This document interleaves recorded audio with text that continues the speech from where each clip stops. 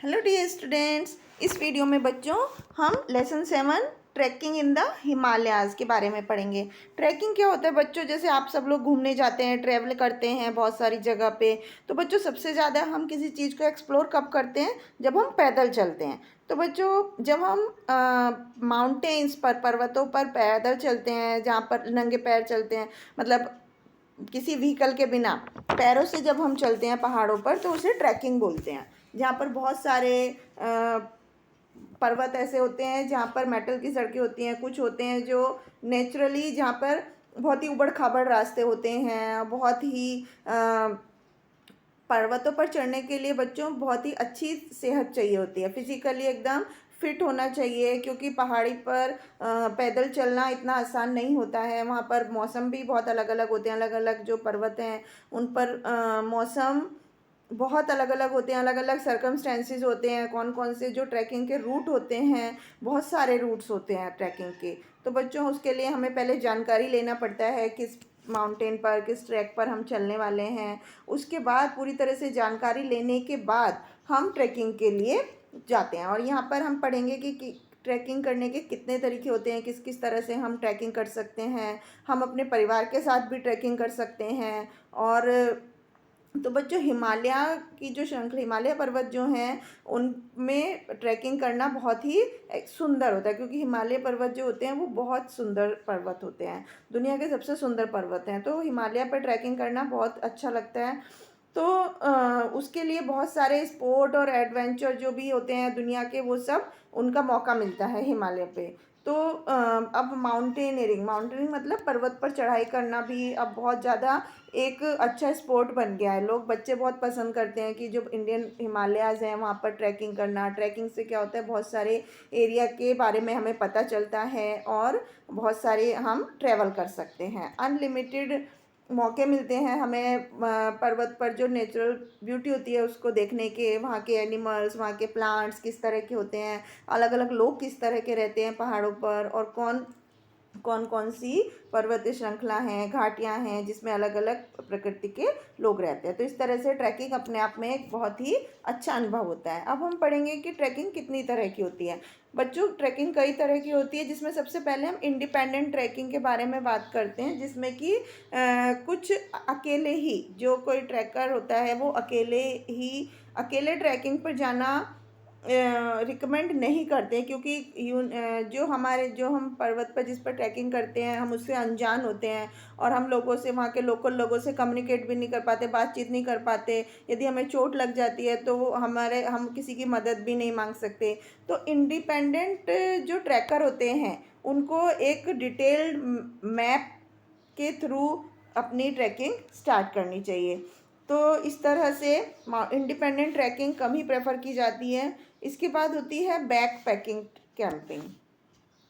इसमें क्या होता है, बहुत सारे लोग होते हैं जो हर एक साल अपनी कमर पर पैक करके अलग अलग इंस्ट्रूमेंट, इक्विपमेंट और अपना खाने का सामान, और जो भी अपना सामान, जो अपने कैंप में रहने के लिए जो सामान चाहिए होता है, कहीं पर रहने के लिए, वो सब सामान अपनी कमर पर लाद कर चढ़ते हैं। क्या क्या ईंधन चाहिए उन्हें अपनी फ्लैट ज़मीन पर, जहाँ पर वो कैंपिंग कर सकते हैं। तो ये सब प्राइवेट कैंप साइट्स होती हैं, और बहुत ही मुश्किल होता है ये कमर पर अपना सामान लाद कर जब चढ़ते हैं, उसको हम बैक पैकिंग कैंपिंग बोलते हैं। उसके बाद नेक्स्ट होता है ट्रैकिंग विदाउट ए टेंट।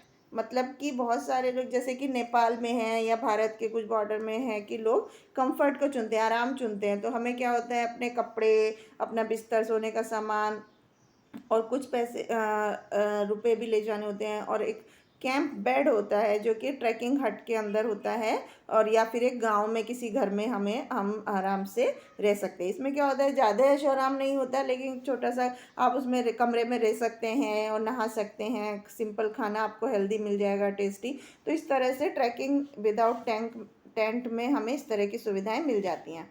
इसके बाद होता है लोकली ऑर्गेनाइज्ड ट्रैक, मतलब कि जो पोर्टर्स होते हैं, जो कुली होते हैं, वो किराए पर मिलते हैं, जो वहाँ के लोकल एरिया के बारे में जानते हैं ट्रैकिंग के, और वो हमारा सामान भी उठा लेते हैं और हमें हमें खाना भी पका कर देते हैं, और वहाँ के जो लोकल लोग होते हैं उनसे हमारी बातचीत भी करा देते हैं तो एक अच्छा कुली जो होता है वो उस एरिया के बारे में जानता है, उनके वहाँ के रीति रिवाज और जो वहाँ के रूट है उसके बारे में उसे अच्छी जानकारी होती है।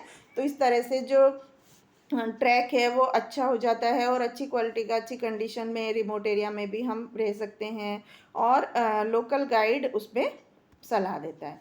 उसके बाद यूजिंग ए ट्रैकिंग एजेंट होते हैं जो दिल्ली में होते हैं या पहाड़ों पर होते हैं, जैसे देहरादून, शिमला, मनाली, धर्मशाला। तो यहाँ पर क्या होता है, इसमें क्या होता है, वो एक फीस देनी पड़ती है उनको, और वो एक गाइड या कुली, खाना पकाना, खाना और जो भी कुछ चीज़ें चाहिए होती हैं वो सब उनकी व्यवस्था करते हैं। तो इस ये मेथड सबसे ज़्यादा अच्छा होता है ग्रुप के लिए। इसके बाद fully organised and escorted trek. तो इसमें क्या होता है, एस्कॉर्टेड मतलब होता है वो हमारी सेफ्टी का भी ध्यान रखते हैं। तो एक कंपनी या जब हम एक ऑर्गेनाइज ट्रिप में जाते हैं तो उसको हम जो हम उसमें हम सेफ रहते हैं। तो बहुत सारे कैंप के लिए जो खाना पकाने की चीज़ें होती हैं, प्लानिंग होती हैं और सब डिसीज़न होते हैं, मौसम की जानकारियाँ होती हैं, कुली की व्यवस्था करना, दुकानदारों की, वो सब उनके द्वारा व्यवस्था कर ली जाती है। इसके बाद हम पढ़ते हैं ट्रैकिंग के लिए कौन सा सीज़न बेस्ट होता है। तो बच्चों, अलग अलग एरिया में हम विज़िट का प्लान करते हैं। अलग अलग ऑटम का मौसम जो होता है वो सबसे ज़्यादा अच्छा होता है हिमालय में, जो कि मार्च से मई के बीच का महीना भी बहुत सुहावना होता है। मानसून में क्या होता है कि गीला होता है, तूफान चलते हैं, बारिशें बहुत ज़्यादा होती हैं, और स्प्रिंग और समर भी अच्छा मौसम होता है। तो हमें सुबह सुबह मानसून में अपनी ट्रैकिंग शुरू कर देनी चाहिए, जिससे कि तेज़ बारिश में हमें दिक्कत हो जाती है, सड़कें जो रास्ते हैं वो एकदम ख़राब हो जाते हैं।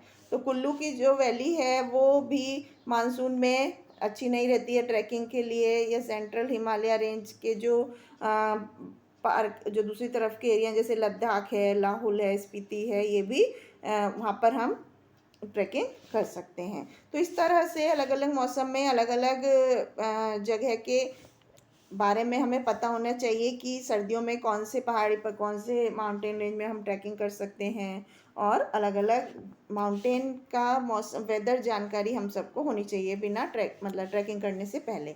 उसके अलावा इक्विपमेंट और कपड़े हमें किस किस तरह के ले जाने चाहिए।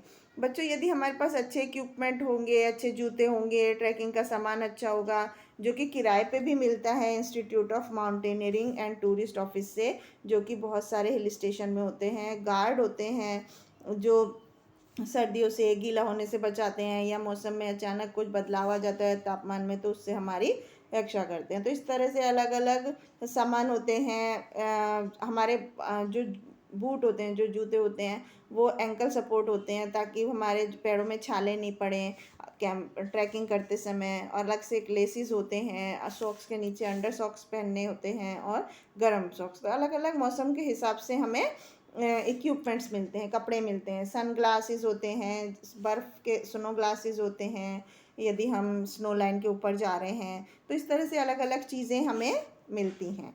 इसके बाद बीइंग प्रिपेयर, किस तरह से तैयार होना चाहिए। हमारी हेल्थ एकदम अच्छी होनी चाहिए, हमें कोई बीमारी नहीं होनी चाहिए अगर हम ट्रैकिंग करना चाहते हैं, क्योंकि हमें 3000 मीटर से अगर हम ऊपर जाना चाहते हैं तो वहाँ पर हमें बहुत आराम और बहुत ही कम हो जाता है ऑक्सीजन। इसके बाद सिक्योरिटी, जो चोरी से और डकैती बहुत ही मुश्किल हो जा मतलब बहुत बढ़ती जा रही है। चोर जो जेब कट रहे होते हैं वो सब वहाँ पर शुरू हो जाते हैं। तो इसलिए हमें अपने कीमती सामान को संभाल कर रखना चाहिए।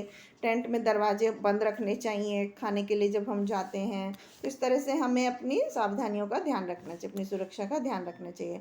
उसके बाद फ़ोटोग्राफी होता है कि हमें अच्छे इक्विपमेंट अगर हमारे पास हैं तो हम अच्छी फ़ोटोग्राफी कर सकते हैं। जो धूल वाला मौसम होता है उसमें अगर हमारे पास अच्छे यूवी फ़िल्टर वाले लेंस है तो हम उसको बचा सकते हैं अपनी आँखों को, जो बहुत ही तेज़ कलर होते हैं या आसमान का एकदम कलर चेंज होता है। तो इस तरह से इक्विपमेंट्स जो होते हैं फ़ोटोग्राफी के वो हम उससे बेटर एंजॉय कर सकते हैं। इसके बाद इकोलॉजी और कंजर्वेशन। तो बच्चों जो सीरिया क्लब मोटो है उसका आपको याद होगा कि लीव ओनली फुटप्रिंट्स, केवल अपने कदम की छाप छोड़ो ना कि फ़ोटो लो। तो मतलब यह है कि हमें ट्रैकिंग को एंजॉय करना चाहिए और हमें कूड़ा कचरा नहीं फैलाना चाहिए और जो कुली होते हैं उनको भी फैलाने से मना करना चाहिए।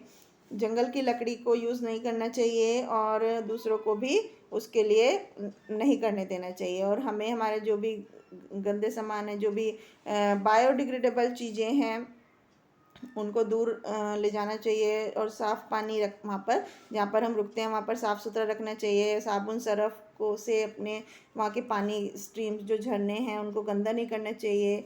और जो खाना पकाने वाले हैं या कुली हैं उनको पानी नदियों में कूड़ा कचरा डालने को मना करना चाहिए और अपने आसपास कोई भी गंदगी नहीं फैलानी चाहिए। तो जिससे कि हमारा जो हिमालयाज़ हैं, हमारा जो देश है वो साफ़ सुथरा रहे। तो इस तरह से बच्चों हमें ट्रैकिंग के बारे में जानकारी मिली, क्या क्या चीज़ें, क्या ट्रैकिंग होती क्या है, कितनी तरह की होती है और हमें क्या क्या सावधानियाँ रखनी चाहिए ट्रैकिंग से पहले। तो आई होप आपको समझ में आया होगा। Thank you.